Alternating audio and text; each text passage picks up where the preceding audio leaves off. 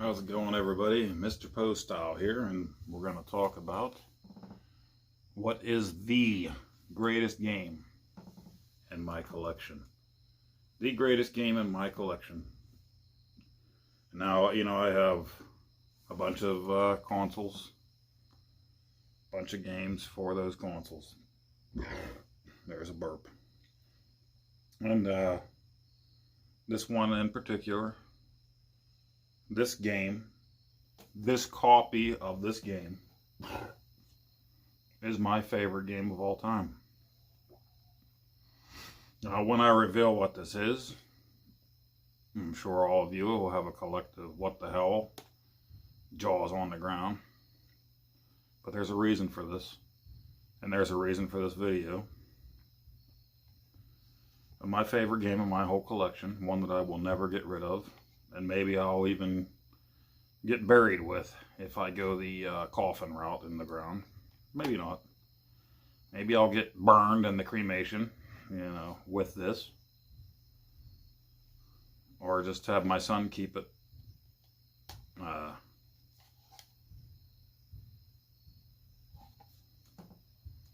Urban Champion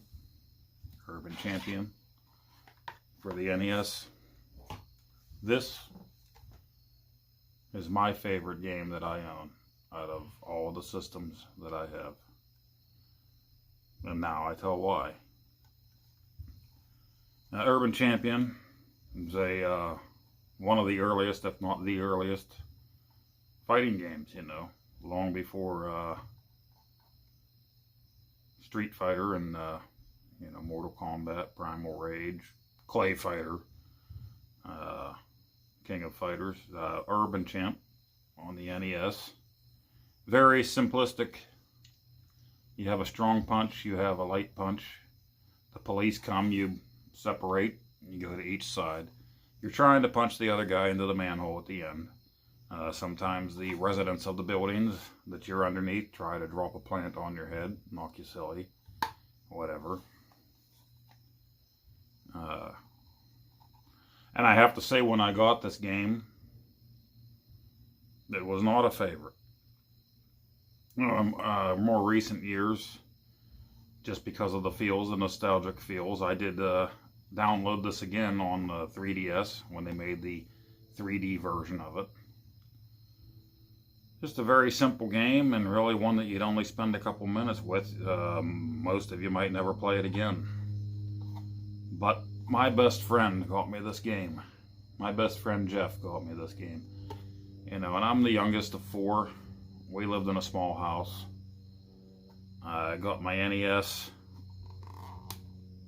when I was in 7th grade, and it wasn't very often we could have people over in the house because it was a small house. Dad wanted to relax when he got home from work. Later, Mom got a job. They wanted to relax. It was fine to have the kids outside, but they didn't want a bunch of kids in the house, So I had a birthday where I was allowed to invite my best friend Jeff over. And he was very excited about this. And I don't remember if he let it slip or his younger brother. He had a younger brother.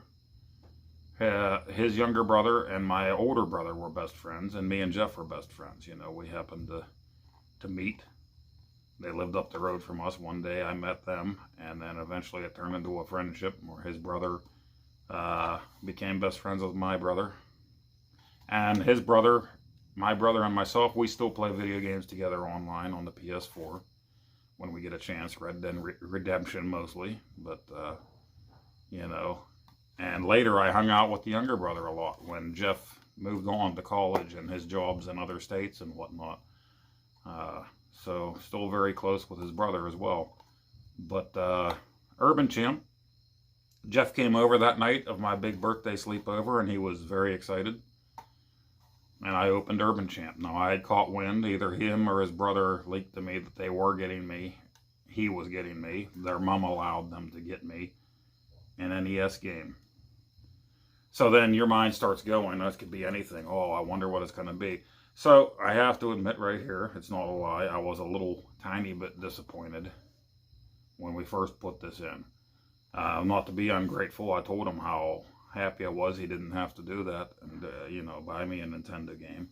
But once you play this, you know, it's a very short time in the game. After playing some of the other epic games on the NES, you know, you're just hoping for one of them big games, maybe with a battery backup or a password save feature. Huge epic game, you know, you had your Metroids, Kid Icarus, the Super Mario Brother games, just so many great games, and this is the one that he brought. This is the one that he picked when he was looking at them on the shelf. Because Jeff wasn't huge into video games. They had an Apple II something or other computer with the green screen. And I did play that a few times up there. You know, we played like the Summer Olympics, the Spider-Man game that they had on there. There was another game he had where you could design your own car and put it in the wind tunnel and see how aerodynamic it was or whatever. Nothing great. Their mother didn't allow them to have an NES. He was very strict about that. It wasn't until years later that his younger brother got an NES, and we traded games, and you know. But he picked Urban Champ, and his mom bought it. I don't know if it was his money, her money, or their money. He came over, and we did have a hell of a time playing it. We didn't get to play it with each other often, like I said.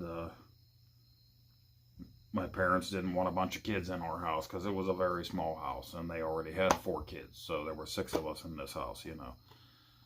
But we played it that night for sure, and we did have a good time because we were playing together, and that's what gaming was all about for us. And he didn't really get into a whole lot of games after that. He would have, he admitted himself that he wasn't very good at games. But his younger brother, like I said, is a big gamer, like I am. But this game here is the actual one that he gave to me on that night, Urban Champion. And it's not one that I've revisited a lot through the 30 plus years since I've had it. I have played it again on emulator. I don't even know that I played the cartridge itself in the last 30 years. Definitely on emulator and on the 3DS when I put that on my son's or my daughter's 3DS for me, obviously, to play the 3D version of it. But the only reason I bring this up is my best friend passed away last Friday, and so it means all that much more to me right now. And this is my favorite all-time game in my collection of all the systems that I have, from the Fairchild, the Odyssey 2, 2600 and television, you know, up to the Switch and the PS4. Don't have a 5 yet. This is it. It always will be. Jeff was my best friend, like I said, and even though he didn't get home very often, we spoke to each other on Facebook all the time. And anything 80s that you could think of that was popular, we lived that. We were best friends through and through. Always together. I was always at their house. My very first sleepover, I'm sure, was at Jeff's house, you know. And what a house, what a place. His bedroom was awesome. You know, he had wallpaper of the Space Shuttle Challenger before the disaster that covered pretty much the whole one wall in his room. He had a water bed, which was awesome. Well, before that, when we first met, there was a bunk bed that he shared with his brother in there. I thought that was awesome too. And later he got a water bed, you know. And everything that we did, you know, while it was happening in the 80s, everything you can think of that was cool in the 80s while it was happening, we did. The Dukes of Hazzard, we watched. The A-Team, Knight Rider, Different Strokes.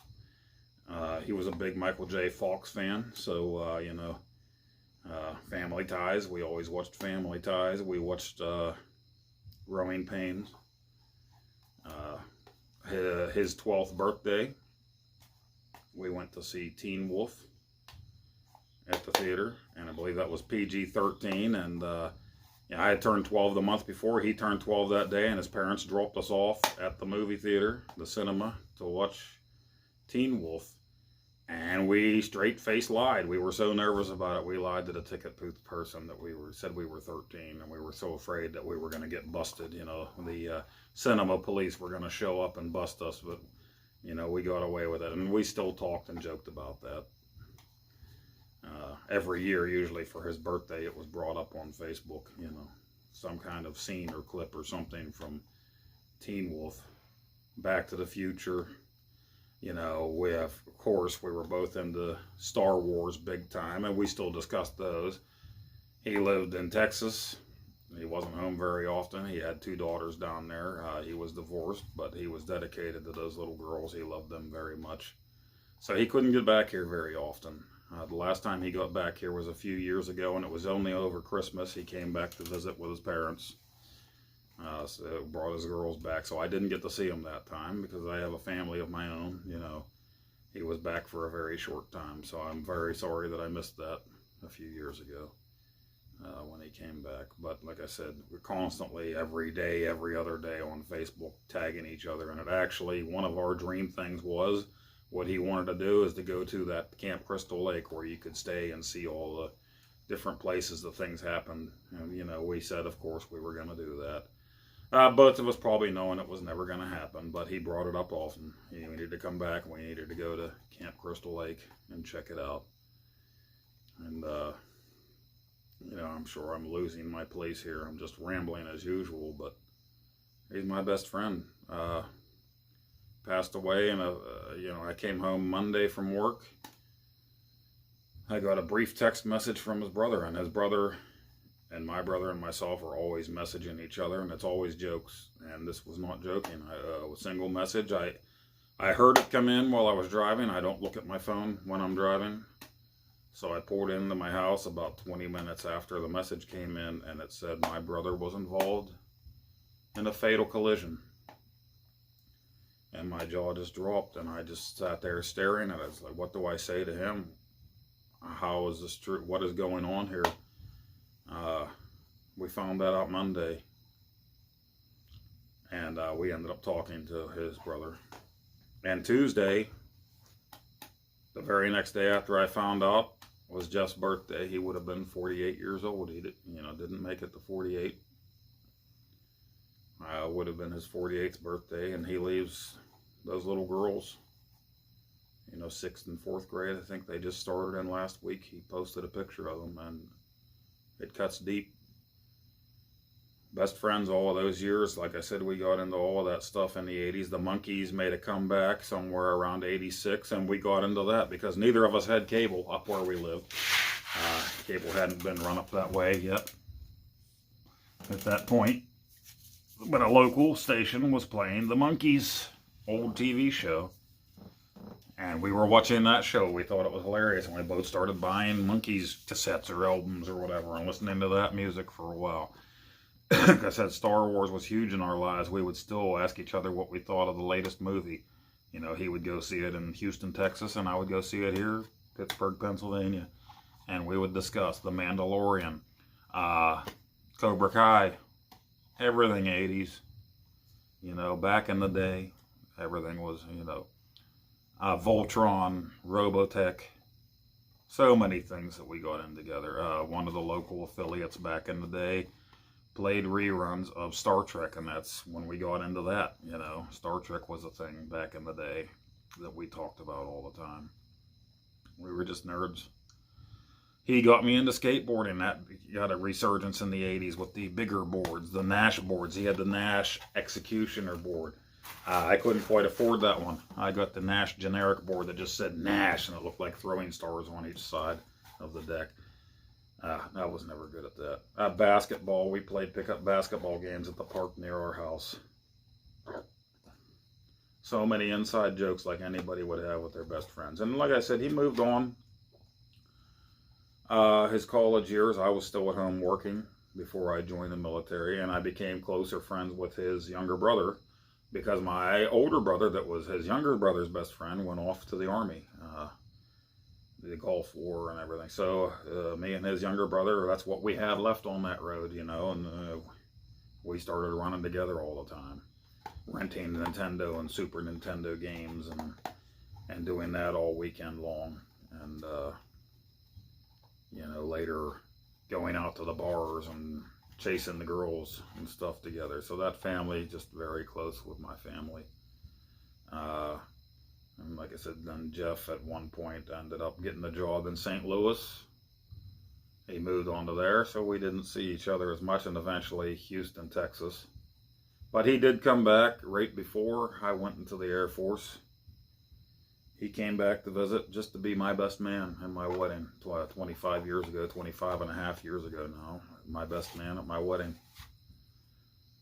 I know I rambled. I know this is boring for all of you. It's just something that I needed to get out there and get off my chest because I miss him so damn much.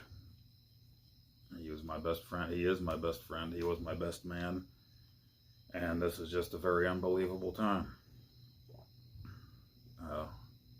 And it hurts. And it makes this all the more precious to me. Urban Champ. The greatest game in my collection, and it always will be no matter what I collect in the future. Thank you, Jeff.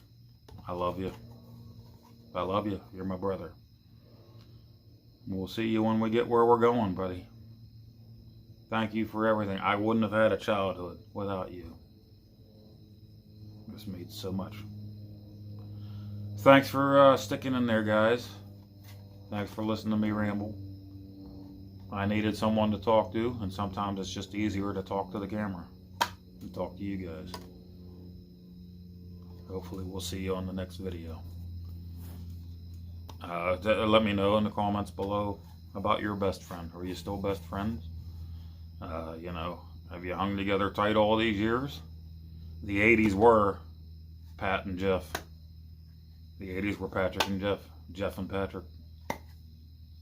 Definitely Jeff and Patrick. We loved the hell out of the 80s. We loved the hell out of the pop culture then. Still do today. And let me know what you think of Urban Champ. You can hate it. That don't offend me. Like I said, I haven't played it much through the years.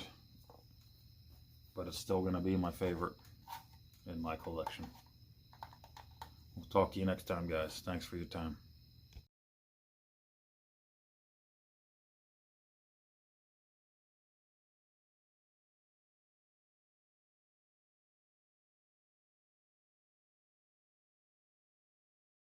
Oh, Nacho. Come here, Nacho. No biting. No bite. Ooh, no biting. Oh, Nacho, stop.